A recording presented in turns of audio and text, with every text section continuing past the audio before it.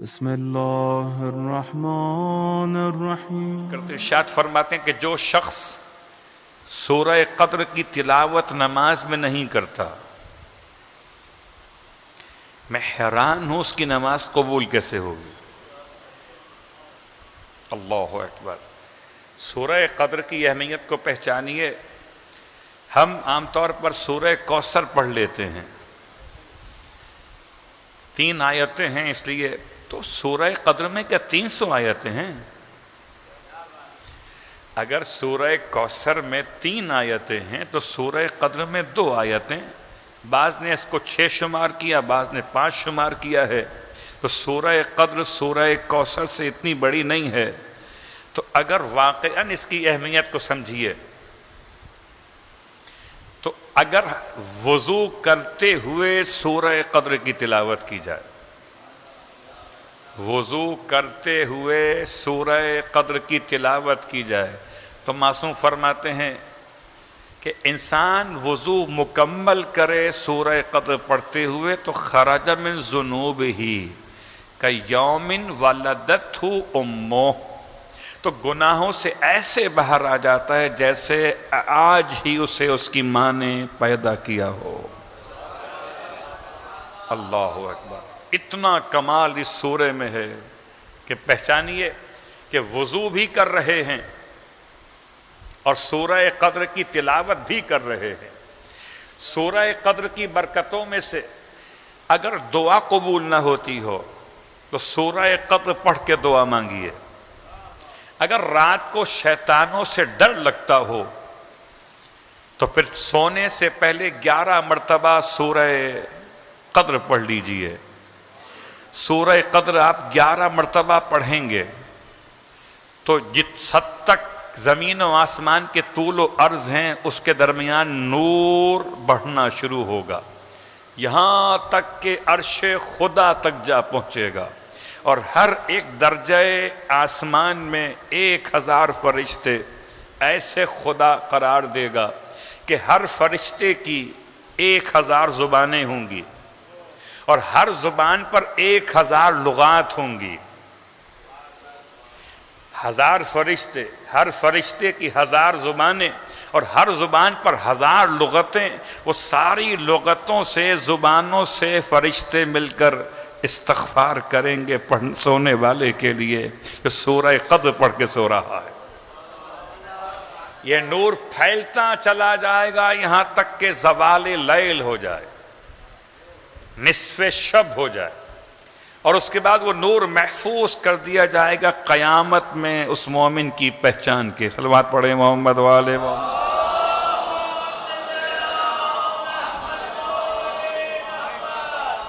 قبلہ اگر چاہتے ہو کہ مہینے بھر کی سلامتی خرید لیں تو قمری اعتبار سے مہینے کی پہلی تاریخ 2 رکعت نماز پڑھ لیجئے، بہت قریب ہے۔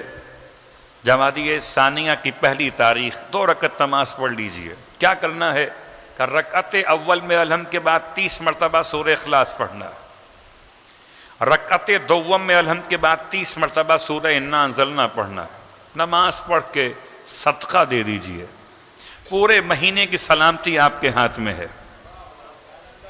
سلامتی بھی اس سے، فشار قبر سے حفاظت بھی اس سے۔ وہ انگلیاں گاڑ کے پڑھیں سورہ قدر، وہ ہاتھ اٹھا کے پڑھیں سورہ قدر، وہ پہلی رات ہو قبر کی پڑھیں نماز میں سورہ قدر۔ اب تو سمجھیں کیا ہے قدر، سورہ قدر۔ اتنے سارے فضائل ہیں کہ آپ یقین مانیں۔ 2-4 جملے آپ کی خدمت میں، ذرا سا شہزادی کونین کے منصب و مقام سے سورہ کی مناسبت کو قریب دیکھتے ہوئے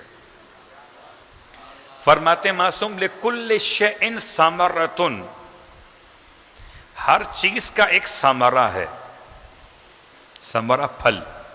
لِكُلِّ شَيْءٍ ثَمَرَةٌ، وَثَمَرَةُ الْقُرْآنِ سورۃ القدر، پورے قرآن کا پھل سورہ قدر ہے۔ اللہ اکبر۔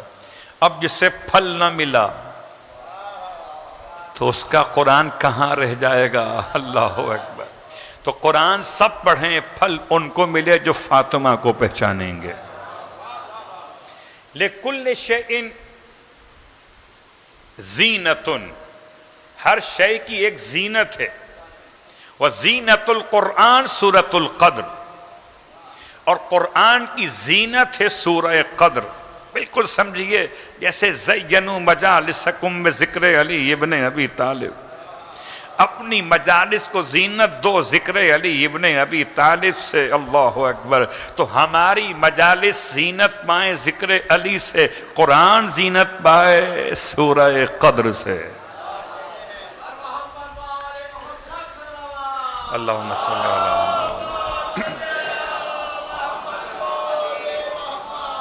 لِكُلِّ شَيْءٍ کنزٌ، ہر شے کا ایک خزانہ ہے۔ وَكَنْزُ الْقُرْآنِ سورۃ القدر، اور قرآن کے خزانے کو سورہ قدر کہتے ہیں۔ اسے خزانہ نہ ملا، اسے بہانہ مل گیا۔ خزانہ خالی ہے، صلوات پڑھیں محمد وآل محمد۔ ایسے ہی اب اقبال حیدر بھائی بیٹھے ہوئے ہیں، اور یہ جب بھی بلاتے ہیں تو پہلے علم کی بات کر دیتے ہیں۔ یہ فرما رہے تھے کہ عالم کے ساتھ بیٹھیے، ایسے عالم کے ساتھ بیٹھیے کہ جس کے علم کی اور عمل کی بدولت خدا یاد آتا ہو۔ جو اپنے آپ تک پہنچائے وہ عالم نہیں ہے، وہ تو ہر ایک پہنچا سکتا ہے اپنے اپنے فن کے لحاظ سے۔ عالم کا کمال یہ ہے کہ پہنچائے خدا تک۔ خدا تک کیسے پہنچائے؟ جب تک در سیدہ تک نہ پہنچائے۔ ایسے عالم کے ساتھ بیٹھیے کہ جس کے علم اور عمل کی برکت سے خدا کی قربت حاصل ہو۔ اللہ اکبر۔ ورنہ تو آپ جانتے ہی ہیں کیسے حالات و واقعات۔ تو بہرحال حدیث کا جملہ لِكُلِّ شَيْءٍ کنز وَکنز القرآن سورۃ القدر۔ لِكُلِّ شَيْءٍ سید وَسَيِّدُ القرآن سورۃ القدر، ہر شے کا ایک سردار ہے، اور قرآن کا سردار سورہ قدر ہے۔ اب پہچانے، میں نے پوری حدیث میں سے چند باتیں بیان کی ہیں ابھی۔ یہ سورہ قدر کی شان، اور پھر